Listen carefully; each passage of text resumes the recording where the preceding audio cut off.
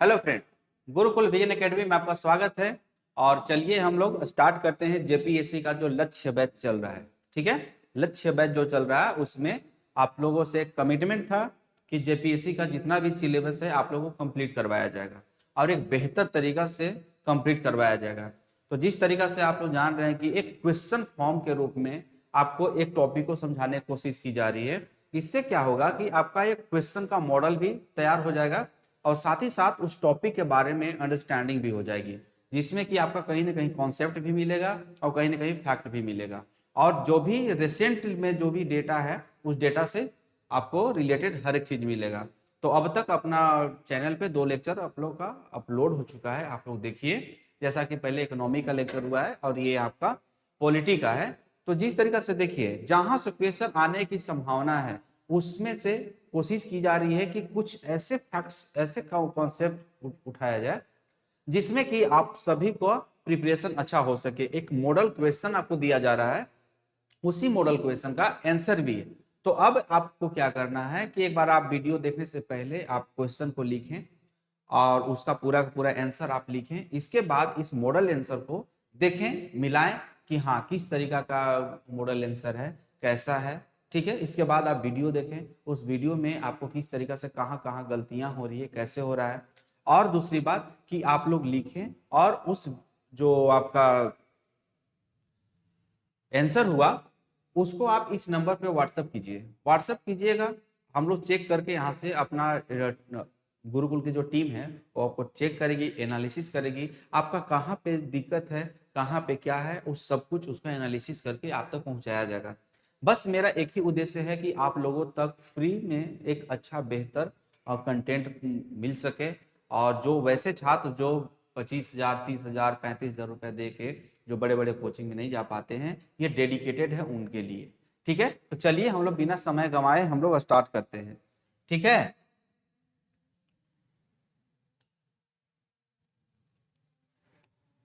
चलिए देखिए यहाँ पे आप लोग का पॉलिटी से रिलेटेड देखिए, आप जान रहे हैं राष्ट्रपति सेंटर होता है और सेंटर में हम लोग राष्ट्रपति को रख के ही कोई भी काम कर सकते हैं। ठीक है, तो कोई भी काम हम लोग कर सकते हैं किसमें, राष्ट्रपति को सेंटर में रख के। तो देखिए इसमें क्या हम लोग कर सकते हैं कि ये पॉलिटी का लेक्चर है। ठीक है, पॉलिटी का लेक्चर जैसा कि हम लोग चल रहा है हम लोग का पॉलिटी का, इससे पहले आपका इकोनॉमी का जो लेक्चर चल मतलब कि अपलोडेड है उसको आप लोग देखिए। और इसमें एक बहुत ही बेहतरीन क्वेश्चन है, एक छोटा सा क्वेश्चन है लेकिन इस छोटा सा क्वेश्चन में आपको पूरा का पूरा कॉन्सेप्ट होगा। आप कितना जानते हैं, ये अथाह सागर की तरह है। बस राष्ट्रपति का नाम ले लेना ही एक अथाह सागर बन जाता है। ठीक है, तो इस तरीका से देखें हम लोग राष्ट्रपति के कार्यों का आलोचनात्मक परीक्षण करें। ठीक है, तो आप सबसे पहले ये जानिए कि आलोचनात्मक परीक्षण होता क्या है। आलोचनात्मक परीक्षण करने का मतलब क्या होता है, किस तरीका से हम लोग आलोचनात्मक परीक्षण करते हैं। आप लोग क्वेश्चन को लिखिए, क्वेश्चन को लिखने के बाद आप लोग इसके बाद ही लोग मिलाइए। देखिए आलोचनात्मक परीक्षण होता है कि सबसे पहले आप इसका पॉजिटिव पॉइंट दिखाएं। ठीक है, पॉजिटिव एस्पेक्ट दिखाएं, पॉजिटिव। ठीक है, पॉजिटिव जितना भी पॉजिटिविटी होता है उसको आप दिखाइए। इसके बाद इसका नेगेटिव, नेगेटिव एस्पेक्ट दिखाइए। ठीक है, आपका पहले पॉजिटिव दिखाना है उसके बाद नेगेटिव दिखाना है। जैसा कि आप सब जानते हैं कि राष्ट्रपति का जो शक्ति दिया हुआ है ना, वो भाग कौन सा हो जाएगा बताइए, भाग 4 या 5। तो 4 में नीति निर्देशक तत्व है तो 5 में हो जाएगा, भाग 5 में होगा। तो देखिए इसका सबसे पहले लिखने का तरीका क्या है वो हम लोग देखते हैं। ठीक है, तो सबसे पहले लिखने का तरीका क्या होना चाहिए वो हम लोग देखते हैं कि किस तरीका से इसको हम लोग टैकल करें, इस क्वेश्चन को हम लोग किस तरीके से टैकल कर सकते हैं वो हम लोग देखते हैं।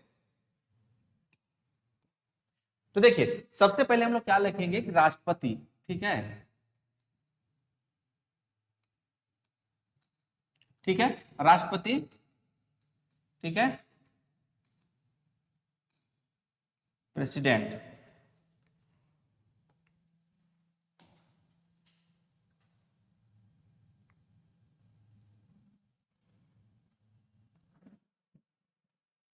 ठीक है। तो प्रेसिडेंट के बारे में हम लोग क्या लिखें, किस तरीका से, मान के चलिए कि कोई भी क्वेश्चन आपका आ जाता है, प्रेसिडेंट से रिलेटेड कोई भी क्वेश्चन आ जाता है, तो उसको हम लोग किस तरीका से टैकल करें। तो देखिए, राष्ट्रपति से रिलेटेड जैसा क्वेश्चन होता है तो सबसे पहले तो आपको दिखाना है कि कहां से। देखिए, अब ये प्रीलिम नहीं है कि आप अनुच्छेद लिखते रहे, हर एक अनुच्छेद को बता दे रहे 52 में राष्ट्रपति होगा, 53 में उसका चुनाव होगा, ये होगा वो होगा, 52 नहीं, वो सब लिखना नहीं, वो सब प्री का मैटर होता है। आप प्री से ऊपर आ रहे हैं, मेंस लिखने जा रहे हैं, अपनी गरिमा को समझिए, अपनी गरिमा को बचाए रखिए।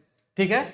तो सबसे पहले हम डायरेक्ट लिखेंगे कि भाग 5 क्या है, ये भाग 5 में क्या होगा, तो संघ की कार्यपालिका, संघ की कार्यपालिका के बारे में बताया गया है भाग 5 में। राष्ट्रपति के बारे में बताया गया है 52 से लेके 62 तक। ऐसे तो संघ की कार्यपालिका देखिए 52 से लेकर, अगर प्रधानमंत्री का चुनाव हो जाए और प्रधानमंत्री से जब कोई भी चीज राष्ट्रपति मांग सकते हैं कि आप क्या चल रहा है देश में हमको बताइए, तो अनुच्छेद 78 तो चलेगा। तो उसी तरीका से आपको बस इतना ही बताना है और ज्यादा आपको बताने की जरूरत नहीं है इसमें, कि भूमिका, राष्ट्रपति के बारे में अगर हमको भूमिका लिखना हो, आलोचनात्मक परीक्षण के बारे में आप लोग समझ गए होंगे कि पॉजिटिव एस्पेक्ट बताना है, नेगेटिव एस्पेक्ट बताना है। इसी में अब आप लोग को क्या करना है, यहाँ पे अब ये नहीं बताना है कि भारत का एक राष्ट्रपति होगा, उसमें आर्टिकल इतना में ये है, ठीक है, तो वो सब बताने की जरूरत नहीं है। अब देखिए इसमें क्या होगा कि राष्ट्रपति के बारे में जानेंगे, हम डायरेक्ट लिखेंगे भारतीय संविधान के भाग 5 में अनुच्छेद 52 से लेकर 78 तक संघ की कार्यपालिका का वर्णन किया गया है। संघ की कार्यपालिका होगी, इसमें एक राष्ट्रपति होगा, प्रधानमंत्री होगा सॉरी, मंत्री परिषद होगा, ठीक है, तो उसके बारे में है। तो ये बताया गया है कि संघ की कार्यपालिका होगी और जिसका प्रधान कौन होगा, राष्ट्रपति होगा। प्रधानमंत्री प्रधान नहीं होता है, वो कार्यपालिका का प्रधान होता है, मतलब कि मंत्री परिषद कार्यपालिका का प्रधान, विधायिका का प्रधान नहीं होता, याद रखिएगा। ठीक है, तो ये राष्ट्रपति होगा। ठीक है, राष्ट्रपति भारत का प्रथम नागरिक होता है। थोड़ा सा राष्ट्रपति के बारे में बताना है कि राष्ट्रपति के बारे में, क्योंकि आप राष्ट्रपति का लिखने जा रहे हैं तो उसके बारे में तो भूमिका बताएंगे ना। पहला ही लेक्चर में मैंने बताया था आप सबको कि भूमिका बहुत अच्छा होना चाहिए, जितना अच्छा भूमिका होगा, जितना अच्छा निष्कर्ष होगा, आपका क्वेश्चन का 60% मार्क वहीं मिल गया। भूमिका आप इतना तरीका से, अच्छा तरीका से बांधिए, इतना अच्छा से बांधिए कि बस एग्जामिनर समझ जाए कि आगे का क्या लिखा है, 60% मार्क आपका पक्का हो जाएगा। ठीक है, तो उसमें बताया गया है कि एक भाग 5, ठीक है, अनुच्छेद बस डायरेक्ट आपको लिखना है, अनुच्छेद 52, 53, 54 नहीं करना है। राष्ट्रपति प्रथम नागरिक होगा, राष्ट्रपति का चुनाव। अब देखिए यहाँ पे थोड़ा सा ना क्वेश्चन को मरोड़ना है, क्वेश्चन को मरोड़ के तब आंसर डाल रहे हैं हम लोग, क्या एग्जामिनर को भी थोड़ा सा लगे इंटरेस्टिंग कि नहीं भैया एक क्रक्स निकाल के ले रहा गोला गोल से घुमा के ला रहा है। देखिए इसमें क्या बोल रहा है, राष्ट्रपति का जो चुनाव होता है आप डायरेक्ट लिख सकते थे, आप डायरेक्ट अनुपाती प्रतिनिधित्व प्रणाली द्वारा एकल हस्तांतरणीय विधि द्वारा किया जाता है, लेकिन इसको थोड़ा सा इंटरेस्टिंग बनाइए। थोड़ा सा इंटरेस्टिंग कैसे बनाएंगे, देखिए राष्ट्रपति का चुनाव जनता द्वारा प्रत्यक्ष निर्वाचन विधि से चुने गए जनप्रतिनिधियों द्वारा, ये देखिए अब यहाँ जनप्रतिनिधियों द्वारा आनुपातिक प्रतिनिधित्व प्रणाली, ठीक है, हस्तांतरणीय विधि द्वारा किया जाता है। तो देखिए थोड़ा सा इंटरेस्टिंग बना दिए क्वेश्चन को, थोड़ा सा इंटरेस्टिंग एक क्वेश्चन बन गया। अब देखिए क्या है, राष्ट्रपति देश की एकता अखंडता को बनाए रखने के लिए संविधान और विधि द्वारा प्रदत्त परिरक्षण, संरक्षण और प्रतिरक्षण, इसका शपथ लेता है वो। ठीक है, परिरक्षण, संरक्षण और प्रतिरक्षण, इसका शपथ लेता है। और जो शपथ लेता है इसी के अकॉर्डिंग ये बोलता है कि हम भारत के राष्ट्रपति के रूप में जब शपथ लेते हैं तो भारतीय संविधान का हम लोग क्या करेंगे, आपका परिरक्षण करेंगे, संरक्षण करेंगे और प्रतिरक्षण करेंगे। ठीक है, यहां तक समझ में आया। बस ये आपका ये भूमिका हो गया, भूमिका, क्योंकि जब आप मेंस का राइटिंग करने जा रहे हैं तो आप जान रहे हैं आपको 400 मैक्सिमम 400 से लेके कितना 40 नंबर का क्वेश्चन है, तो 400 से लेके आपको 500 वर्ड में आपको पूरा का पूरा क्वेश्चन को समेटना है। अब देख लीजिए कि क्वेश्चन अपने आप में ना था सागर है। ठीक है, तो अब यहां तक हम लोग पहुंच गए। अब इसके आगे हम लोग को क्या करना है, भूमिका बता दी अच्छा से। भारत के राष्ट्रपति को संविधान द्वारा अनेक कार्यों के लिए उत्तरदायी बनाया गया है। राष्ट्रपति, आप कोई भी काम होगा ना देश में कोई भी काम होता है, उस देश के अंदर के लिए हो या देश से बाहर यानी विदेशी संबंध हो, राष्ट्रपति के नाम से ही किया जाता है। ठीक है, भले राष्ट्रपति प्रधानमंत्री करते हैं लेकिन सब राष्ट्रपति के नाम से किया जाता है। तो राष्ट्रपति को संविधान द्वारा अनेक कार्यों के लिए उत्तरदायी बनाया गया है जिसके लिए प्रविष्ट शक्तियां निहित हैं। अब आपको यही बताना है कि राष्ट्रपति की शक्ति कौन कौन सी है। तो सबसे पहले देखिए, आलोचनात्मक परीक्षण करना है तो आलोचनात्मक परीक्षण आप कैसे करेंगे, उस आदमी के बारे में बताएंगे ना, राष्ट्रपति के बारे में बताएंगे कि हाँ क्या क्या क्या क्या राष्ट्रपति का है। ठीक है, राष्ट्रपति का है, इसके बाद में उसका आलोचनात्मक परीक्षण करेंगे, मतलब इसका नेगेटिव बताएंगे, हाँ ये है लेकिन इसमें ये दिक्कत है, ये है लेकिन इसका ये दिक्कत है। तो इस तरीका से क्वेश्चन लिखने का बहुत तरीका हो सकता है कि पहले आप पॉजिटिव एस्पेक्ट है उसको बता दीजिए, इसके बाद में फिर नेगेटिव एस्पेक्ट बता दीजिए, उसके बाद में जाकर कंक्लूड कर दीजिए। या दूसरा ये होता है कि आप पॉजिटिव बताते जा रहे हैं, नेगेटिव बताते जा रहे हैं, पॉजिटिव नेगेटिव, इस तरीके से आप करते जा रहे हैं। ठीक है, तो चलिए हम लोग यहाँ पे देखते हैं कि राष्ट्रपति का कार्य क्या है। तो राष्ट्रपति की कार्य और राष्ट्रपति की शक्ति क्या है। तो देखिए, सबसे पहले कार्यकारी शक्ति हो गया आपका, पहले कार्यकारी शक्ति हो गया, दूसरा आपका देखिए यहाँ पे विधायी शक्ति हो गया, वित्तीय शक्ति हो गया, न्यायिक शक्ति होगा, सबके बारे में एक एक करके हम लोग देखेंगे। कूटनीतिक शक्ति हो गया, सैन्य शक्ति हो गया, उसी तरह से आपातकालीन और विवेकाधीन शक्ति। इस तरीका से डायग्राम बना के आप बताएं। अब फ्लो चार्ट आप जिस तरीका से अपना तरीका से बनाइए, ये एक मॉडल है, बार बार बता रहा हूं, ये एक मॉडल है, ये आपका परफेक्ट आंसर नहीं हो सकता है। आखिर हम कितना भी बोल दें ना, मैं कितना भी बोल दूं कि नहीं ये बस ले आकर छाप दो, तो नहीं, वैसा नहीं होगा। इसमें कुछ ना कुछ आपको अपना इनपुट देना होगा, कहीं बाजार से, कहीं बुक से, कहीं और से पढ़ रहे हैं उससे एकदम निकाल के क्लब करना है सबको। लेकिन हाँ, इतना जिसमें इसमें दिया हुआ है, अगर इतना भी कर गए तो आपको बहुत अच्छा मार्क्स मिलेगा, बहुत अच्छा। अब ये सफल कैंडिडेट का ही है, मेंस दिया हुआ, इंटरव्यू दिया हुआ क्वेश्चन, जो स्टूडेंट है ना, जो कैंडिडेट है उनका ये है, उन्हीं का मॉडल है ये। बस आप इतना भी भरोसा रखिएगा कि जब ये आंसर लिख के जब आपका यूपीएससी का इंटरव्यू तो पहुंच सकता है, जेपीएससी का इंटरव्यू पहुंच सकता है, बीपीएससी इंटरव्यू पहुंच सकता है, तो मतलब कहीं ना कहीं तो दम है क्वेश्चन में। तो देखिए, बस इस आगे देखिए कार्यकारी शक्तियां क्या होता है कि मतलब कार्यपालिका के द्वारा जो कार्य किया जा रहा है ना, उसको कार्यकारी शक्तियां बोलते हैं। यानी कार्यपालिका के मदद से आप कोई भी काम कर रहे हैं तो उसको कार्यकारी शक्तियां बोलते हैं। हो गया कंफर्म ना। चलिए, कार्यकारी शक्तियां देखिए, भारतीय संविधान में संघ की सभी कार्यकारी शक्तियां राष्ट्रपति में निहित होती है। ठीक है, एक लाइन जो होता है ना फ्रेंड, एक लाइन जो होता है ना, मेंस के लिए इंपॉर्टेंट होता है। एक लाइन में पॉइंट नंबर का डिफरेंस आता है और उसका जो बेनिफिट होता है स्टूडेंट को मिलता है, और जो नहीं लिखते हैं उसका खामियाजा भी मिलता है। ठीक है, तो भारतीय कार्यकारी संबंधी शक्तियां राष्ट्रपति में निहित है। ठीक है, जो संविधान द्वारा प्रदान किया गया है, संविधान में प्रदत्त है। ऐसा नहीं कि राष्ट्रपति अपना मन से कुछ भी कर देगा, नहीं, अपना मन से वो कुछ भी नहीं कर सकता है। ठीक है, तो चलिए आगे देखते हैं हम लोग। देखिए, देश हित के लिए नियम बना सकता है वो, जो वैध होगा। पहला पॉइंट क्या हो गया, बस आपको थोड़ा सा पहले ये बताना है कि देश हित में काम कैसे करेगा, बस थोड़ा सा, बस ज्यादा कुछ नहीं लिखना है, देश हित में काम करना है। ठीक है, आगे बताते हैं। सेकेंड पॉइंट लिखिए, वह देश के वास्तविक रूप से चलाने के लिए अनुच्छेद 74 के अंतर्गत एक मंत्रिपरिषद का गठन करेगा। क्योंकि देखिए, राजा जो होता है, मान लीजिए राष्ट्रपति अपने से चलाएंगे नहीं। जैसा कि आप जान रहे हैं, गणतंत्र देश है, गणतंत्रात्मक देश है, और आप ऐसे भी जानते हैं कि ब्रिटेन में आपका राजतंत्रात्मक, यानी कि राजा रानी वहां होते हैं, लेकिन फिर भी वहां प्रधानमंत्री होते हैं देश को चलाने के लिए। तो मान के चलिए, एक सैनिक है, सेनापति है, प्रधानमंत्री सेनापति है राजा का, दीवान उसको हम लोग प्रधानमंत्री बोलते थे, जैसे कि पहले भी देखेंगे आप, तो प्रधान राजा का प्रधान होता था। उसी तरीके से प्रधानमंत्री के नेतृत्व में एक मंत्रिपरिषद का गठन होगा। प्रधानमंत्री के पद का उल्लेख नहीं है, याद रखिएगा चीज। 74 में ये बोला गया कि एक मंत्रिपरिषद का गठन होगा। कौन करेगा? राष्ट्रपति करेगा। ठीक है, देश को वास्तविक रूप से चलाने के लिए अनुच्छेद 74 के अंतर्गत एक मंत्रिपरिषद का गठन किया जाएगा। तीसरा क्या हो गया आपका? मंत्रिपरिषद के गठन में प्रमुख रूप से प्रधानमंत्री और अन्य सदस्य के रूप में मंत्रीगण नियुक्त होगा। अब ये नियुक्ति कौन करेगा? राष्ट्रपति करेगा। कौन करेगा? राष्ट्रपति महोदय करेंगे।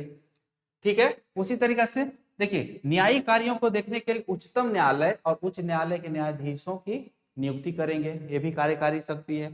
ठीक है, कार्यकारी शक्ति है। आपको भी पता होगा कि न्यायपालिका है न्यायाधीशों की जो नियुक्ति होती है वो कॉलेजियम प्रणाली से होती है। लेकिन वो कॉलेजियम प्रणाली में कैसे होती है, जब हम लोग राष्ट्रपति पढ़ेंगे वहां देखेंगे।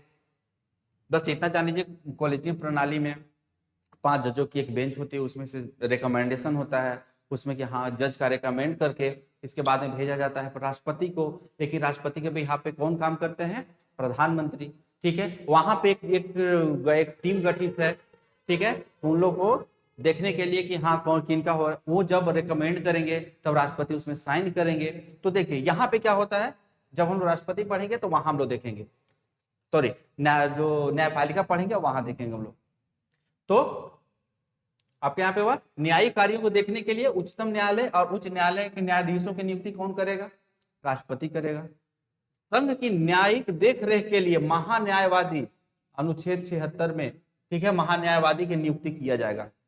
किसका नियुक्ति किया जा रहा है, महान्यायवादी का नियुक्ति किया जा रहा है। और जो महान्यायवादी होगा ना वो राष्ट्रपति का प्रसाद पर्यंत कार्य करेगा। प्रसाद पर्यंत कार्य करने का मतलब ये है कि राष्ट्रपति जब चाहे महान्यायवादी को हटा सकते हैं। प्रसाद पर्यंत यानी उनके कृपा पे वो काम कर रहे हैं, ऐसा नहीं है। जो महान्यायवादी है उनका 5 साल 6 साल कोई टेन्योर नहीं होता है, जब तक चाहे राष्ट्रपति उनको उस पद पे रखें और जब चाहे वहां से उनको हटा सकते हैं। ठीक है, आगे देखिए क्या है, कार्यकारी शक्ति, ये सब कार्यकारी शक्ति चल रहा है। संविधान में निहित कैग हो गया, चुनाव आयोग हो गया, संघ लोक सेवा आयोग हो गया और राज्यपाल हो गया, वित्त आयोग हो गया। ठीक है, वित्त आयोग हो गया। कैग कौन कौन किस में है, अनुच्छेद बताइए, जल्दी से बताइए। अनुच्छेद 148 149, ठीक है, 148 से स्टार्ट होता है। चुनाव आयोग बताइए 324। संघ लोक सेवा आयोग बताइए जल्दी से, कौन सा, 311 312 315, कहां, तो 311 से स्टार्ट होगा सब आपका संघ लोक सेवा आयोग। राज्यपाल बताइए, राज्यपाल का कौन सा है, ये तो आप लोग को बताना पड़ेगा, राज्यपाल का बताना पड़ेगा क्योंकि आप स्टेट पीसी देने जा रहे हैं, ये आप बताएंगे। वित्त आयोग कौन सा, 280। ठीक है, तो इन सब अनुच्छेद के द्वारा इन सब का नियुक्ति कौन करेगा, राष्ट्रपति करेगा। ठीक है, कौन करेंगे, राष्ट्रपति करेंगे सब का नियुक्ति। ठीक है, अध्यक्ष सदस्यों अध्यक्षों की नियुक्ति कौन करेगा, आपका राष्ट्रपति करेगा, क्योंकि कार्यकारी प्रशासन को मूर्त रूप दिया जा सके। थोड़ा सा ना लैंग्वेज पे भी ध्यान देना है, ठीक है ना, थोड़ा सा ऐसे नहीं कि बस जो बोलचाल के भाषा में वही लिख दी, नहीं, लैंग्वेज का गेम होता है। मेंस जो होता है वो लैंग्वेज का गेम होता है। जिस तरीका से आप लोग पढ़ रहे हैं उस तरीका से पढ़िए, बस अपना लैंग्वेज पे थोड़ा सा ध्यान पकड़ बना के रखना है। वह अनुसूचित जातियों एवं जनजातियों से संबंधित आयोगों का गठन किया जाएगा। ठीक है, अनुसूचित जाति अनुसूचित जनजाति के लिए आयोग का गठन किया जाएगा। अब इसका आर्टिकल कौन सा है, ठीक है, तो ये आर्टिकल का जो महत्व है आपका क्वेश्चन को स्ट्रॉन्ग बनाने के लिए आप कर सकते हैं। ठीक है, तो इन दोनों का क्या कौन सा आर्टिकल होगा बताइए, 338 होगा या कौन सा होगा, हमको इसका बताइए कि इसमें कौन सा होगा। ठीक है, 338 होगा, 341 होगा, 342 होगा, कौन सा होगा, चलिए आप लोग ये बताइए। ठीक है, उसी तरीका से आगे आपका क्या दिया गया है,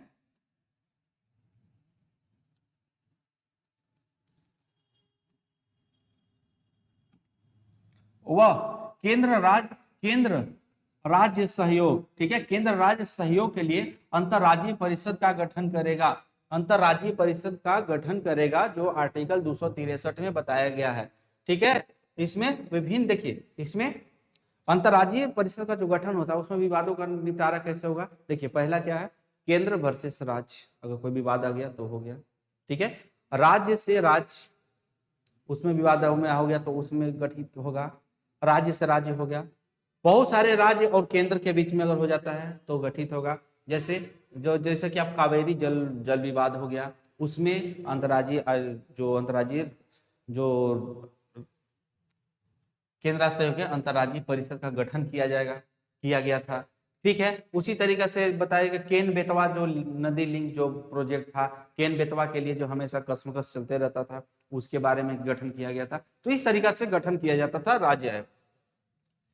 अब देखिए मैं क्या बोल रहा है, अनुच्छेद 78 में ऐसा प्रावधान किया गया है कि राष्ट्रपति प्रधानमंत्री को बोलेंगे कि देश में क्या चल रहा है, कैसे चल रहा है, उसके खाका हमको लाके दो, हमको सब बताओ कि देश में अभी चल क्या रहा है, कैसे चल रहा है, क्या सिचुएशन है, तो उसके बारे में बताया जाता है। तो अनुच्छेद 78 के अंतर्गत ही मांग कर सकते हैं। और ठीक है, 78 के राष्ट्रपति मांग करेंगे, प्रधानमंत्री को बुलाएंगे, आइए क्या देश में चल रहा है उसके बारे में हमको जानकारी दीजिए। तो कौन जानकारी देगा? प्रधानमंत्री किसको देंगे? राष्ट्रपति को। ठीक है, मंत्रिपरिषद द्वारा लिया गया कोई भी निर्णय की मांग कर सकता है, कोई भी निर्णय की मांग कर सकता है। देखिए, ठीक है, उसी तरीके से वह किसी भी क्षेत्र की अनुसूचित क्षेत्र घोषित कर सकता है, अनुसूचित क्षेत्र घोषित कर सकता है। जैसा कि आप लोग जान रहे होंगे कि अनुसूची, ठीक है, अनुसूची 5, अनुसूची 5 के अंतर्गत क्या है आपका कि किसी भी क्षेत्र को अनुसूचित क्षेत्र घोषित करेगा। कौन करेगा? राष्ट्रपति। अब अनुसूची में अनुसूची 9, अनुसूची 6, ठीक है, अनुसूची 6 में कितने राज्य दिया गया है जिनको रिजर्व बना दिया गया है? कोई भी उसमें मतलब कौन कौन राज्य हैं ये आप लोग बताइए। ठीक है, यहां तक देख लिए हम लोग। अब आइए विधायी शक्ति। तो कार्यकारी शक्ति तरीका से हम लोग इस तरीका से देखें। देखिए, ये कहने के लिए एक मॉडल आंसर है, लेकिन पूरा का पूरा राष्ट्रपति को इसमें समेट के रख दिया गया है। ठीक है, अब आगे आ गया आप कौन सा? विधायी शक्ति आ गया। तो विधायी शक्ति जब आप लिखेंगे तो पहले विधायी शक्ति के बारे में थोड़ा सा दो लाइनें हम लोग को बताना है। भारतीय संसदीय प्रणाली में संघ की विधायी शक्तियां राष्ट्रपति में निहित होती है। किसमें? राष्ट्रपति में निहित होती है। ठीक है, अर्थात किसी भी कानून की विधि मान्यता राष्ट्रपति के नाम से ही होता है। मान के चलिए कि कोई भी बिल बनता है, कोई भी अमेंडमेंट होता है, उस पर साइन किसका होगा? राष्ट्रपति का ही होगा ना, राष्ट्रपति का होगा। तो इस तरीका से हम लोग देखते हैं क्या कि राष्ट्रपति के अंतर्गत पूरा का पूरा विधायी शक्ति ही निहित है। उसमें क्या होगा देखिए, जैसे कि राष्ट्रपति प्रत्येक चुनाव, मान के चलिए हम विधायी शक्ति बता दी, लेकिन विधायी शक्ति क्या होता है, विधायी शक्ति को कैसे डिफाइन करेंगे और विधायी शक्ति को बताने के लिए किस तरीका से हम उसको डील करेंगे कि नहीं, हाँ विधायी शक्ति है, वो कैसे है, ये हम लोग इसमें बताने की कोशिश करते हैं। ठीक है,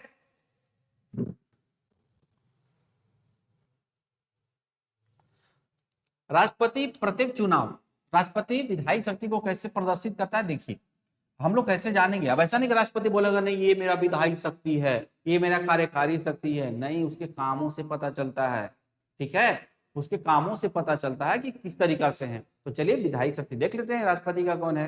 राष्ट्रपति बनना है, बनना है तो हाँ बन जाओ, लेकिन अभी नहीं बन सकते भाई, अभी नहीं बन सकते, पहले 35 साल तो पूरा करो। कोई बात नहीं, 35 साल हो जाएगा, पीसीएस है, राष्ट्रपति बनना है। ठीक है, हाँ ये भी है, याद रखिएगा कि जब आप लोग को अगर आईएएस बनना हो या अधिकारी बनना हो तो दो रास्ता है, एक पढ़ के बनो या तो फिर एक डायरेक्ट राष्ट्रपति रेकमेंड कर दे तो बन जाओगे। अब सोच लीजिए कौन सा सही है आपके लिए।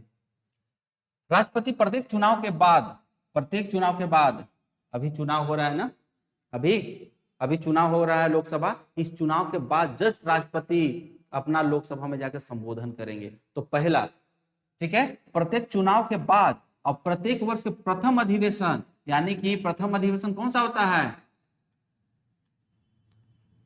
Budget session. ठीक है, बजट सेशन, जो बजट सेशन होता है ये कौन सा होगा? प्रत्येक वर्ष का प्रथम अधिवेशन बजट सेशन हो गया। ठीक है, तो ये आपका इन दोनों में राष्ट्रपति अपना उद्घोषणा करता है। पहला उसमें क्या बोलता है? अपना भाषण देता है, तो उससे पता चलता है कि हाँ विधायी शक्ति है। दूसरा क्या है? वह संसद की बैठक बुला सकता है, ठीक है, स्थगित कर सकता है, लोकसभा को विघटित कर सकता है। ठीक है, जब भी कोई होता है, मान के चलिए कि संयुक्त बैठक बुलाना, मतलब मान के चलिए कि राज्यसभा और लोकसभा के बीच में असहमति बन जाती है और लगता है कि नहीं ये देश हित के लिए कोई भी जो कानून है इस पास होना चाहिए, तो दोनों सेशन को बैठा देता है संयुक्त बैठक। अब बताइए कि संयुक्त बैठक की अध्यक्षता कौन करते हैं? तो कौन करते हैं बताइए बताइए बताइए? हाँ, लोकसभा अध्यक्ष करते हैं। Good, very good. तो वो हो सकता है स्थगित कर सकता है।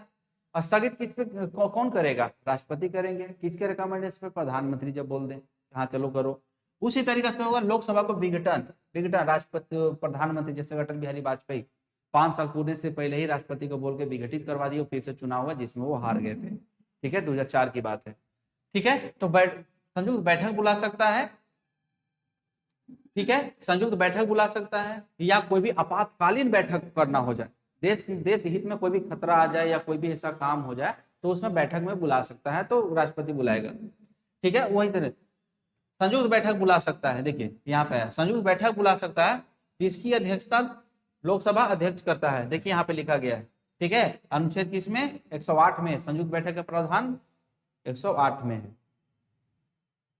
देखिए वह लोकसभा अध्यक्ष, उपाध्यक्ष, राज्यसभा अध्यक्ष, उपाध्यक्ष की अनुपस्थिति में सदन के सदस्यों का, ठीक है, निर्वहन का चयन करता है। मान के चलिए कि लोकसभा अध्यक्ष नहीं है, उपाध्यक्ष नहीं है, या आपका उपराष्ट्रपति नहीं है, उपसभापति नहीं है, तो इसके बीच इस समय क्या हो गया कि इनकी अनुपस्थिति रहेगा तो सदस्यों में से ही किसी को वो बोल सकता है कि नहीं, आप अध्यक्ष के पद पे आप कुछ दिन के लिए निर्वहन कीजिए जब तक कि अध्यक्ष का चुनाव नहीं हो जाता है। ठीक है, तो इस तरीके से हम लोग कर सकते हुए इससे पता चलता है कि वो विधायी शक्ति है। उसी तरीके से वह राज्यसभा में साहित्य, विज्ञान, कला, समाज सेवा में कितने सदस्यों को मनोनीत कर सकता है, 12 सदस्यों को मनोनीत कर सकता है। किसमें मनोनीत कर सकता है, आपको ही पता होगा। विजय माल्या कौन सा, इसमें से क्या थे बताइए, साहित्य थे, विज्ञान थे, कला थे, या समाज सेवा थे, क्या करते थे बताइए। फिर तो उनको मनोनीत सदस्य के रूप में बनाया गया था।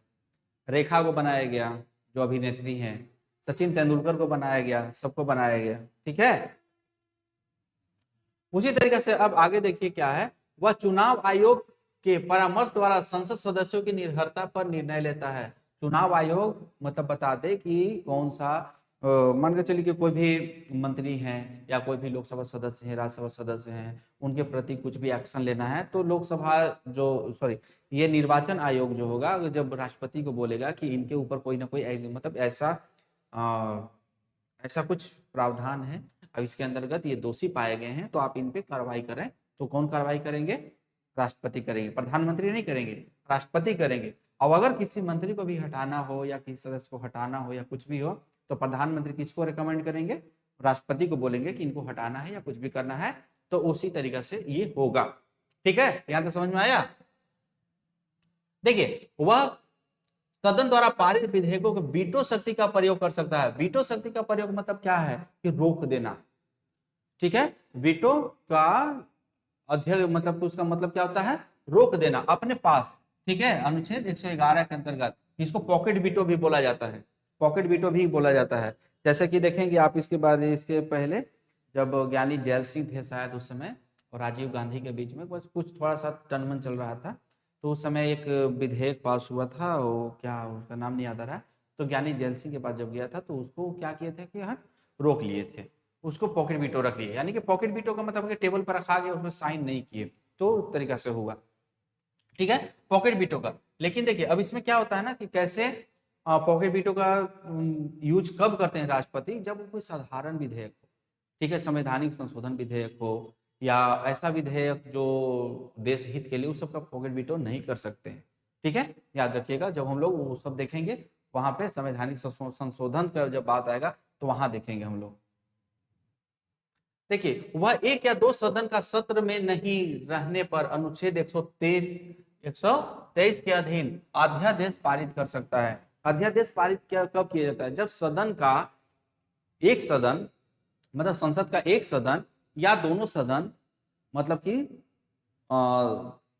मतलब इसमें नहीं है, रनिंग नहीं कर रहे हैं। ठीक है, उस तरीके से सदन स्थगित है या सदन का समय नहीं है, उसी बीच में जब देश हित के लिए कोई जरूरी काम पड़ गया तो सदन होगी, सदन जब रहे, दोनों सदन रहेंगे तब ना कानून पास होगा।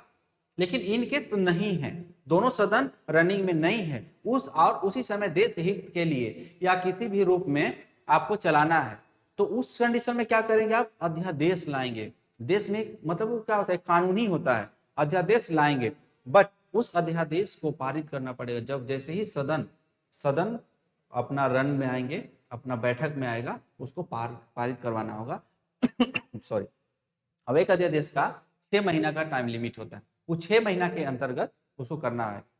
ठीक है, पास करना है, तो जैसे ही संसद सत्र में आती है उसको पास करके उसको कानूनी रूप दिया जाता है। अब अगर नहीं देती है तो वो अध्यादेश जो अपने आप निरस्त हो जाता है। ठीक है, अब क्या है, देखिए अनुच्छेद 201 के अंतर्गत राज्य द्वारा पारित विधेयकों पर निर्णय लेना। ठीक है, 201 के अंतर्गत जो राज्यपाल आर्टिकल 200 के द्वारा जो अपना पावर का यूज करके राष्ट्रपति को भेजते हैं, तो 201 के अंतर्गत ये प्रावधान है कि राष्ट्रपति जो है वो किस तरीका से किसी भी मैटर पे निर्णय ले सकते हैं। ठीक है, उसमें निर्णय ले सकते हैं, नहीं ले सकते हैं, राज्य को भेज सकते हैं, क्या कर सकते हैं, वो सब किसमें बताया गया है, वो सब विधायी शक्ति के बारे में है। संघ शासित प्रदेशों के प्रशासकों की नियुक्ति कर शासन संचालित करता है। संघ शासित प्रदेशों में, ठीक है, कितने हैं अभी, 7 हैं, 8 है, 9 है, चलिए ऑप्शन भी है, बताइए। तो उसमें जो भी प्रशासकों की नियुक्ति होती है वो राष्ट्रपति के द्वारा की जाती है, और राष्ट्रपति के प्रसाद पर्यंत भी उन लोग काम भी करते हैं। ठीक है, संघ केंद्र शासित प्रदेशों की विधायी शक्ति का नियंत्रण कौन करता है, राष्ट्रपति। तो देखिए विधायी शक्ति में आपका 10 पॉइंट हो गया। अब इससे ज्यादा क्या जेपीएससी में लिखिएगा, इतना लिख देंगे इनफ है। विधायी शक्ति के बारे में आ गया कि राष्ट्रपति की विधायी शक्तियों के बारे में, अगर मान के चलिए कि क्वेश्चन लिख दिया कि राष्ट्रपति के विधायी शक्तियों के बारे में बताएं या राष्ट्रपति की विधायी शक्तियों का आलोचनात्मक परीक्षण करें, अगर ये 10 पॉइंट भी आपके पास है ना, तो आप इससे आप अच्छा खासा 500 वर्ड लिख सकते हैं। हर एक चीज को बस डिफाइन करते चल जाना है, निकलना है, क्योंकि यहाँ पे तो सिर्फ पॉइंट में आपको देख के निकलना है ना। बहुत बड़ा बड़ा आंसर तो करना नहीं है कि 600-700 वर्ड का लिखना है, नहीं। तो अगर आप इतना भी कर लेते हैं तो ये भी आपके लिए इनफ है। अब देखिए क्या है, वित्तीय शक्ति के बारे में जानते हैं हम लोग कि वित्तीय शक्तियां क्या है, राष्ट्रपति का वित्तीय शक्तियां क्या है। तो देखिए प्रतिवर्ष आप लोग भी जान रहे होंगे कि संसद में वार्षिक वित्तीय विवरण, यानी कि इसको बजट आप डायरेक्ट नहीं लिखेंगे। 112 के अंतर्गत बजट शब्द का कोई भी प्रावधान ही नहीं किया गया है। बजट है ही नहीं, आपके पॉकेट का बजट नहीं है, ये देश का बजट है। तो देश का बजट है, उसका किसमें बोला गया है, वार्षिक वित्तीय विवरण के बारे में बताया गया है। ठीक है, वार्षिक वित्तीय विवरण के बारे में बताया गया है, उसमें वर्ड यूज किया गया वार्षिक वित्तीय विवरण। ठीक है, बजट नहीं किया गया है। ठीक है ना, बस बजट लिखे जा रहे हैं, लिखे जा, वैसा लिखना नहीं यार। ठीक है, अनुच्छेद 110 के अंतर्गत क्या है आपका, धन विधेयक की पूर्वानुमति। आपको बताइए धन विधेयक कहाँ पेश किया जाता है, राज्यसभा में, लोकसभा में। ठीक है, ऑप्शन दे देते हैं, राज्यसभा में, लोकसभा में। ठीक है, केवल राज्यसभा में, केवल लोकसभा में। चलिए आप लोग बताइए क्या है। ठीक है, तो अनुच्छेद 110 के अंतर्गत धन विधेयक की पूर्वानुमति कौन प्रदान करता है, राष्ट्रपति। और राष्ट्रपति के कौन सा शक्ति हो जाएगा, आपका वित्तीय शक्ति। याद रखिएगा, बहुत कंफ्यूजन होता है, इतना बहुत कंफ्यूजिंग टॉपिक है राष्ट्रपति, इसीलिए एकदम संभल के अच्छा से समझ के इसका आंसर। फिर देखिए 114 क्या है, 114 के अंतर्गत विनियोग विधेयक के बारे में। ठीक है, विनियोग विधेयक क्या होता है, चलिए इसके बारे में जानते हैं। लेकिन देखिए अनुच्छेद 117 के अंतर्गत वित्त विधेयक, याद रखिएगा, धन विधेयक, वित्त विधेयक। वित्त विधेयक होता है वो किसी भी सदन में पारित किया जा सकता है, किसी भी सदन में लाया जा सकता है, लेकिन धन विधेयक सिर्फ और सिर्फ लोकसभा में लाया जा सकता है। और कौन सा धन विधेयक है, इसकी पहचान या इसकी अनुमति कौन प्रदान करेगा, लोकसभा अध्यक्ष बोलेगा कि नहीं ये धन विधेयक है, तभी वो धन विधेयक माना जाएगा। ठीक है, उसी तरीके से अनुच्छेद 114, ठीक है, उसमें विनियोग विधेयक का माध्यम से कार्य संचालन के लिए संचित निधि से धन निकालना। मान के चलिए कि बजट तैयार हो रहा है, बजट तैयार होता है तो मान के चलिए बजट का जो टाइम पीरियड होता है वो तो कुछ टाइम लेता है ना। मान के चलिए कि फरवरी में बजट पास होता है तो उसको पास कर दे, वो सारा कुछ करते मई पहुंच जाता है। लेकिन मान के चलिए कि अब सरकार के पास ये जो आपका फरवरी का महीना है, अब यहाँ मई का महीना है, तो ये फरवरी और मई के बीच में यहाँ पे तो खर्चा की जरूरत होगा ना, यहाँ पे भी खर्चा की जरूरत होगा। ये खर्च को पूरा करने के लिए सरकार को धन चाहिए, और वो धन कहाँ से आएगा, संचित निधि से निकालना पड़ेगा। ठीक है, तो जैसे कि बजट पास हो गया, शिक्षा पे बजट पास हो गया, तो शिक्षा पे बजट पास हो गया तो शिक्षा के लिए तो भाई फिर पैसा निकलेगा।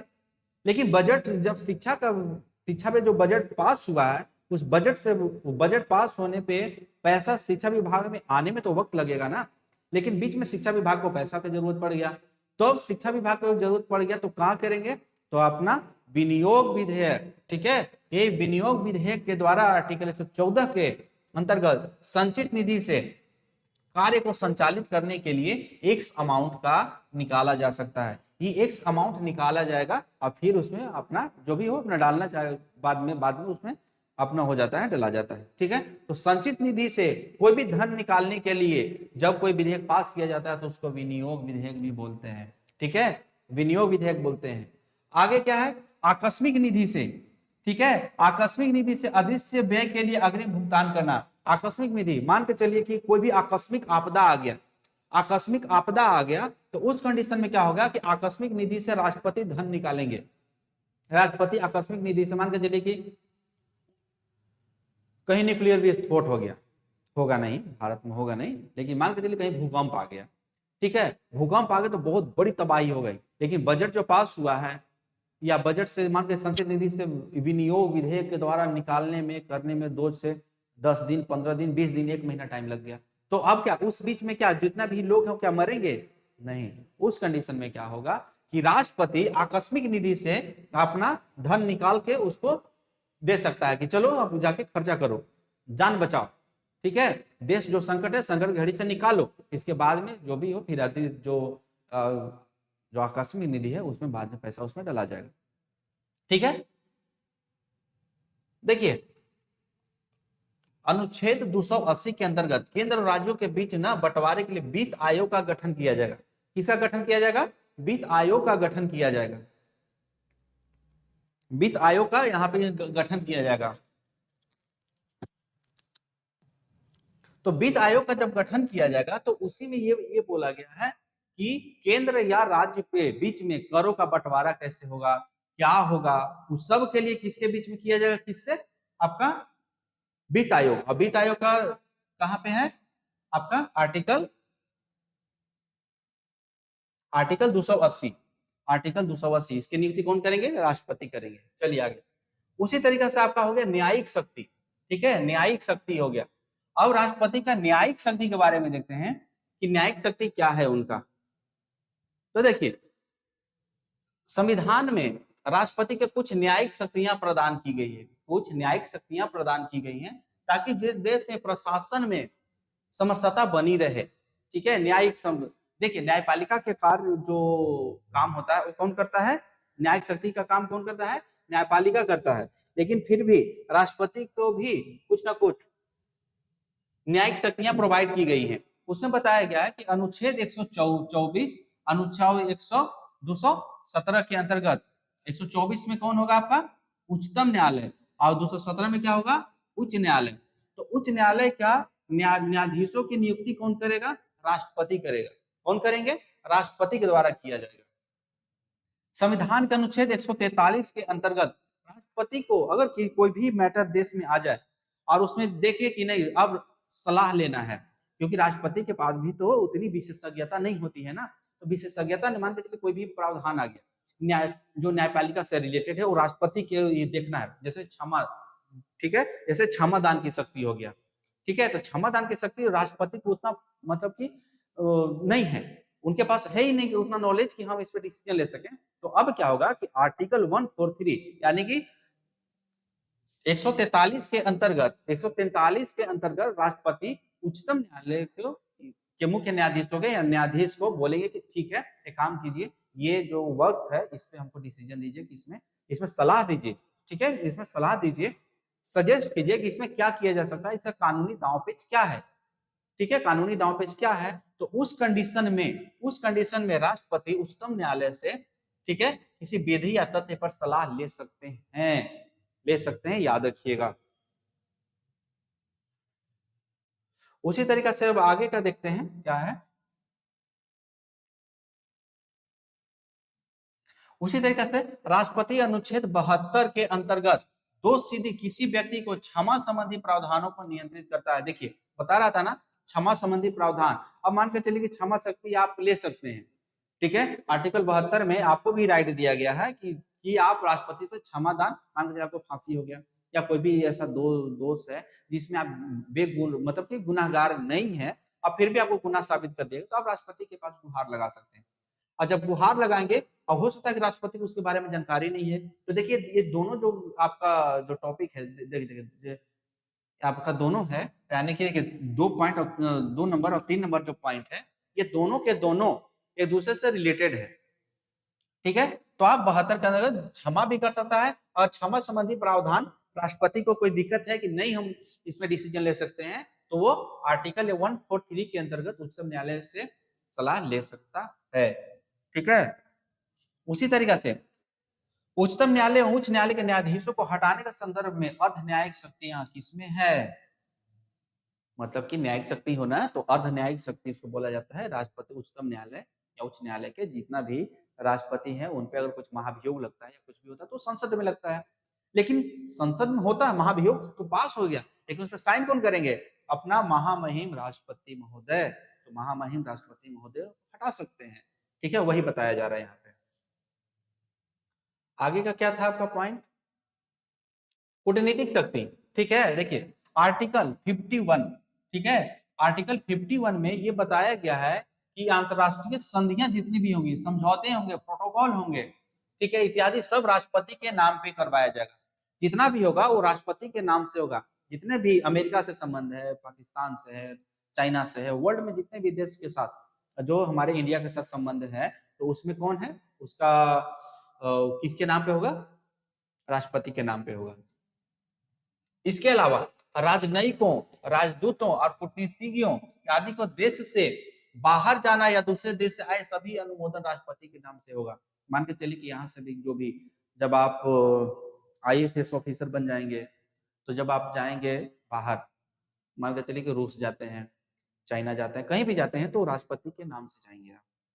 ठीक है, राष्ट्रपति को आप वहां पे भारत को रिप्रेजेंट करेंगे, ठीक है, टुवर्ड्स इनका राष्ट्रपति की तरफ से। ठीक है, उसी तरीका से कहीं से और कूटनीतिज्ञ आते हैं, मतलब डेलीगेशन आता है, कोई भी डेलीगेशन आती है बाहर से दूसरा देश से इंडिया में, या बाहर का राजदूत कोई आता है, तो किसके नाम पे सब रहेंगे, वो राष्ट्रपति के अनुमोदन पे ही रहेंगे यहाँ पे। ठीक है, सैन्य शक्ति के बारे में आपको पता होगा कि सर्वोच्च सेनापति होता है, राष्ट्रपति को सर्वोच्च सेनापति का दर्जा दिया गया है, यानी कि आपका थल सेना, वायुसेना, नौसेना, ये तीनों जितना भी 3 सेनाएं हैं, और साथ ही साथ अभी जो CDS का गठन हुआ है। ठीक है, अभी बताइए CDS प्रमुख कौन है, बताइए जल्दी से, CDS प्रमुख कौन है, कमेंट बॉक्स में आप लोग कीजिए। तो ये सबका सर्वोच्च सेनापति यही होगा। ठीक है, सर्वोच्च सेनापति यही होगा। आपातकालीन शक्ति, जैसा कि आप जान रहे हैं कि अनुच्छेद 352 में कौन, राष्ट्रीय आपातकाल। ठीक है, अनुच्छेद 360 में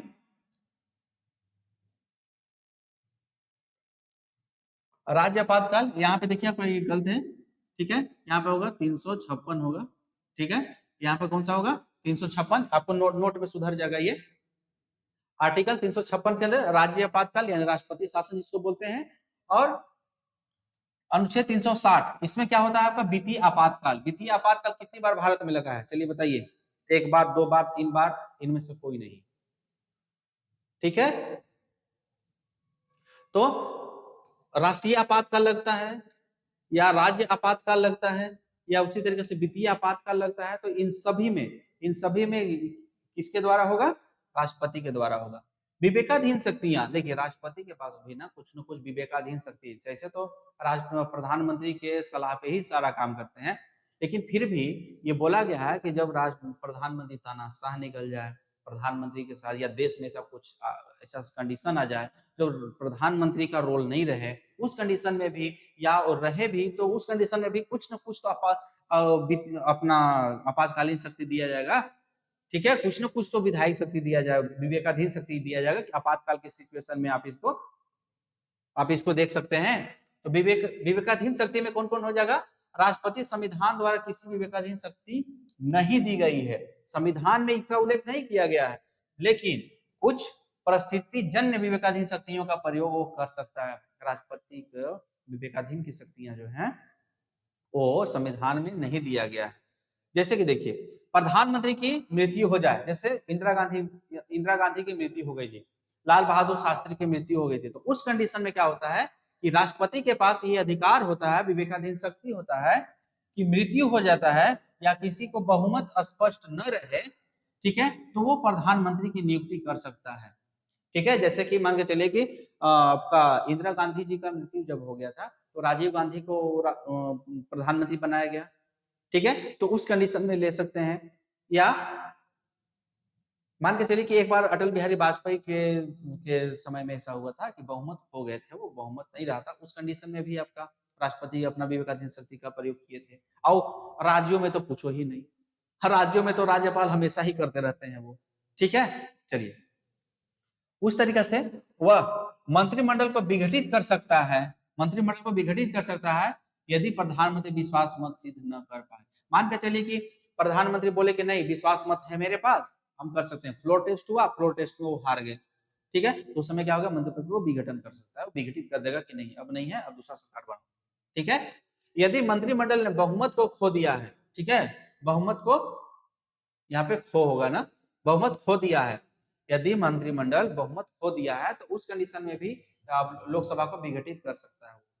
ठीक है, देखिए इतना तो हम लोग बता दिए कि राष्ट्रपति की शक्ति क्या है, कैसे क्या होगा। ठीक है, विधायी शक्ति बता दिए, कार्यकारी शक्ति बता दिए। अब क्वेश्चन में क्या बोल रहा है कि आपका आलोचना करना है कि नहीं इतना शक्ति होने के बावजूद भी राष्ट्रपति कुछ नहीं कर सकता है, क्या होगा, राष्ट्रपति के पास इतना शक्ति होने के बावजूद भी क्या कुछ कर रहा है, इतना क्या, जितना कुछ भी हम लोग पढ़े अभी तक जितना कुछ पढ़े, कार्यकारी विधायी हो गया आपका, आपका यहाँ पे वित्तीय शक्ति हो गया, आपका न्यायिक शक्ति हो गया, कूटनीतिक, सैन्य, आपातकालीन, विवेकाधीन शक्ति हो गया, ये सारी शक्तियां होते हुए भी क्या राष्ट्रपति इस सब का यूज करता है, अपने से कर पाएगा यूज, करता है या नहीं करता है बताइए।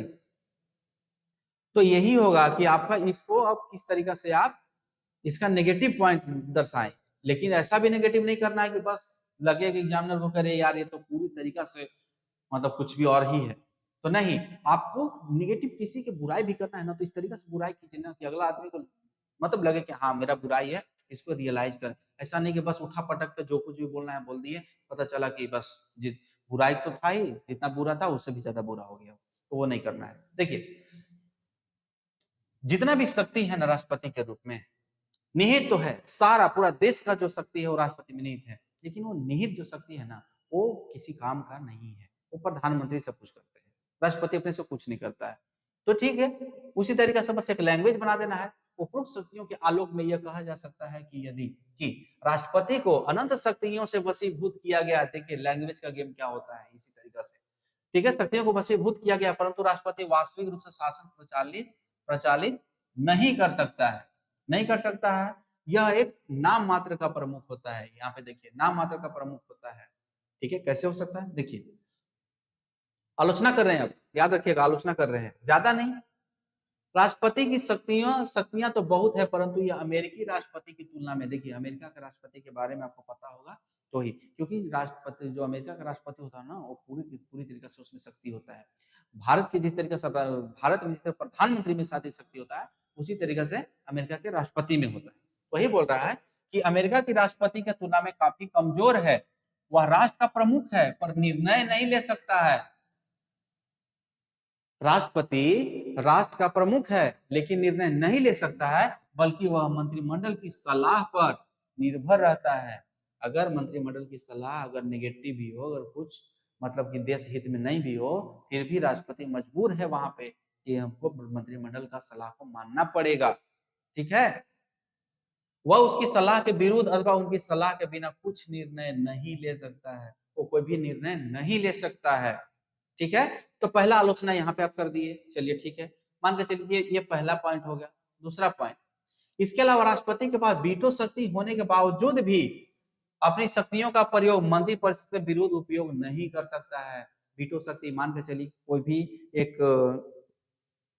भी विधेयक लाया गया, ठीक है, कोई भी विधेयक लाएगा, साधारण विधेयक ही मान के चलिए साधारण विधेयक ही है, तो उस कंडीशन में क्या होता है कि पॉकेट वीटो मतलब पॉकेट वीटो का यूज कर लिए वो, लेकिन प्रधानमंत्री इसमें प्रावधान ये भी किया गया है जैसे कि 44वां संशोधन जो हुआ था 1976 में जो हुआ था उसमें ये बोल दिया गया था कि नहीं सही हो या गलत हो राष्ट्रपति उसे विचार नहीं करेंगे, राष्ट्रपति को सीधा उसमें साइन करना है। लेकिन जब मोरारजी देसाई की जो नेतृत्व में जो जनता दल की सरकार आई थी और 44वां संविधान संशोधन हुआ तो उसमें एक छोटा सा राष्ट्रपति को रिलीफ दिया गया कि मतलब कि नहीं भाई राष्ट्रपति है, थोड़ा सा गरिमा है तो चलो ठीक है। उसमें ये बोला गया कि कोई भी विधेयक जब राष्ट्रपति के पास जाता है तो राष्ट्रपति उस पे विचार, उस पे अपना सहमति दे सकते हैं, मतलब साइन कर सकते हैं, या अगर राष्ट्रपति को लगे कि कुछ इसमें दिक्कत है तो एक बार पुनः फिर से मंत्रिपरिषद को भेज सकते हैं कि नहीं, इस पे आप एक बार पुनः विचार कीजिए, ये सही नहीं लग रहा है। तो उस कंडीशन में अगर मंत्रिपरिषद उसमें सुधार कर दे या सुधार नहीं भी करे, या उसी रूप में किसी भी रूप में आप राष्ट्रपति को दोबारा जब भेजते हैं तो राष्ट्रपति की बाध्यता हो जाती है कि उनको साइन करना पड़ेगा। तो वही यहाँ पे बता रहा है। ठीक है, तो मेंस का राइटिंग है, आप इतना तो लिख नहीं सकते हैं ना, लेकिन इसको कॉन्सेप्ट में रखना है, कहीं ना कहीं काम देगा। ठीक है, इसके अलावा देश में अनेक बार राष्ट्रपति शासन राजनीतिक वैमनस्य का शिकार होना पड़ा है।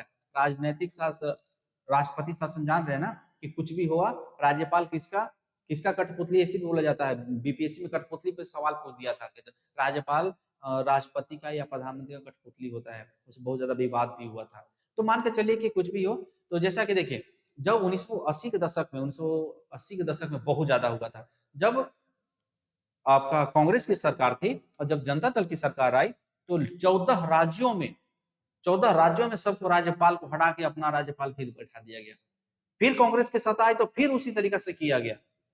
तो ये वैमनस्य यानी मतलब ये वैमनस्य मतलब दुश्मनी का शिकार होता है। और आज भी ये देखा जाता है कि जब केंद्र में सरकार किसी और का हो और राज्य में सरकार किसी और दूसरी पार्टी का हो, तो उस कंडीशन में ये देखने को मिलता है, वैमनस्य का शिकार होना पड़ता है। अध्यादेश शक्ति का गलत उपयोग होने के बावजूद, ठीक है, राष्ट्रपति को कुछ विशेष अधिकार नहीं होना। प्रधानमंत्री बोल दिए कि एक मतलब आपको अध्यादेश लाना है, तो उस अध्यादेश के कंडीशन में राष्ट्रपति जान रहे कि हो सकता है कि गलत है, लेकिन फिर भी कुछ बोल नहीं सकते हैं, उन पे साइन करना पड़ेगा। क्यों? क्योंकि मंत्रिपरिषद का उस पर दबाव है, मंत्रिपरिषद के सलाह पे ही राष्ट्रपति काम करेंगे। ठीक है, इसीलिए वो उनको करना पड़ेगा।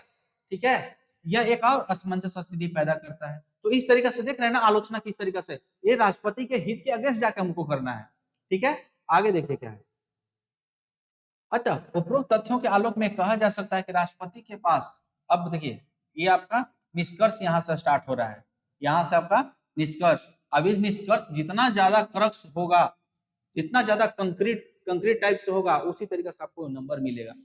उपरोक्त कहा जा सकता है कि, अब देखिए यहाँ पे कुछ ना कुछ कोट डालिए। डॉक्टर अंबेडकर का अनुसार, ठीक है, डॉक्टर अंबेडकर के अनुसार राष्ट्रपति रबर स्टाम्प की भूमिका में कार्य करता है। देखिए रबर स्टाम्प कौन बोले थे? बी.आर. अंबेडकर जी बोले थे। ठीक है, करता है। केंद्र जब जब बहुमत सरकार आई है, केंद्र में जब जब बहुमत सरकार आई है, तब तब राष्ट्रपति की शक्तियों का ह्रास हुआ है। ठीक है, बस देखिए ये नहीं है अंबेडकर जी बस इतना ही बोले हैं, आपको अपने से लिखना है, अपने से बोलना है कि केंद्र में जब जब बहुमत की सरकार आई है, तब तब राष्ट्रपति की शक्तियों का ह्रास हुआ है। वहीं दूसरी ओर जब जब गठबंधन की सरकार रही है, तब तब राष्ट्रपति की भूमिका मजबूत हुई है। देखिए राष्ट्रपति की, अब इस तरीके से जब जोड़ेंगे ना, तब एग्जामिनर का मन खुश होगा। अब देखिए इस तरीके से आप कंक्रीट बना रहे हैं, मतलब कि एग्जामिनर को भी आप प्रभावित कर रहे हैं आप कहीं ना कहीं। निष्कर्षतः देखा जाए तो अस्पष्ट रूप से प्रदर्शित होता है कि राष्ट्रपति देश के अभिभावक के रूप में कार्य करता है और वास्तविक कार्यवाहक के रूप में प्रधानमंत्री के नेतृत्व में मंत्रिपरिषद कार्य करता है। अतः हम यह कह सकते हैं कि राष्ट्रपति रबर स्टंप के रूप में कार्यनिर्वाहक की संकल्पना निराधार है और वह देश के प्रतिनिधि वैश्विक एवं मान को बढ़ाता है। अब देखिए, अब आप बोलेंगे कि यहाँ पे आप नेगेटिव डाल दिए, अब यहाँ पे आप पॉजिटिव डाल दिए, तो निष्कर्ष ऐसे ही निकलता है। निष्कर्ष जो होता है ना, मध्यम मार्ग बुद्धा बनो, मध्यम मार्ग, न ज्यादा इधर न ज्यादा इधर, मध्यम मार्ग में चलोगे हमेशा फायदे में रहोगे। अपना आप इंटरनली क्या है, मेंस के राइटिंग में नहीं दिखना चाहिए। याद रखना कि अगर आप जान रहे हो कि ये चीज गलत है, 100% गलत है, लेकिन फिर भी 100% गलत आप नहीं कर सकते हैं, क्योंकि आपको सिलेक्शन लेना है, नेता नहीं बनना है वहां पे। ठीक है, तो इस चीज को ध्यान रखना। ठीक है, तो मध्यम मार्ग में निष्कर्ष, भूमिका, बार बार एक ही बात बोलूंगा, भूमिका जबरदस्त बनाओ, निष्कर्ष जबरदस्त बनाओ, अच्छा खासा मार्क्स ले जाओ, बस यही होगा। उसी तरीके से देखिए अब हम लोग का ये टॉपिक हम लोग खत्म, मतलब ये राष्ट्रपति का जो एक टॉपिक था वो खत्म हुआ। ठीक है, राष्ट्रपति का। अब आप लोग का काम क्या है कि इस क्वेश्चन को आप लोग खुद से लिखिए पहले, इस क्वेश्चन को पहले खुद से लिखिए और खुद से लिखकर उसके बाद में फिर आप इसका अलग से एक मॉडल आंसर तैयार आपको किया हुआ मिल रहा है। आपको इसका तो मॉडल आंसर आपको मिल रहा है, यूट्यूब पे आपका वीडियो भी है, लेक्चर भी है। इसके बाद आप लोग मिलाइए, और ना हो तो ये लिख के, जैसा कि बताया था आप सबको, ठीक है, ये दोनों नंबर पे आप लोग इसको सेंड कीजिए। आप लोग को यहाँ पे चेक करके एनालिसिस करके आप लोग को फिर से बताया जाएगा। तो चलिए फ्रेंड, इकोनॉमी का जो ये लेक्चर था आप सबके लिए एक उपहार के रूप में दिया जा रहा है, आप लोग इसका फायदा उठाइए। और जहां भी जो दिक्कत होगा आप लोग डायरेक्ट इस नंबर पे कॉल कीजिए, पूछिए, या फिर इस पे आप व्हाट्सएप कर सकते हैं। सारा मतलब हर तरह से मदद करने के लिए गुरुकुल विजन एकेडमी तत्पर है। बस आप आइए, तो आप आकर देखिए कैसे करना है, क्या करना है, हम लोग पे छोड़िए। बस आप पढ़िए पढ़िए पढ़िए पढ़िए। अब सुनने में जैसा कि आ रहा है कि 4 तारीख को, शायद 4 मार्च तक आपका रिजल्ट भी आने वाला है। तो चलिए हम लोग जल्दी से जल्दी तैयार करते हैं, जितना ज्यादा से ज्यादा हम लोग कोर्स खत्म करते हैं। चलिए, ऑल द बेस्ट। अब आगे इसमें लगिए।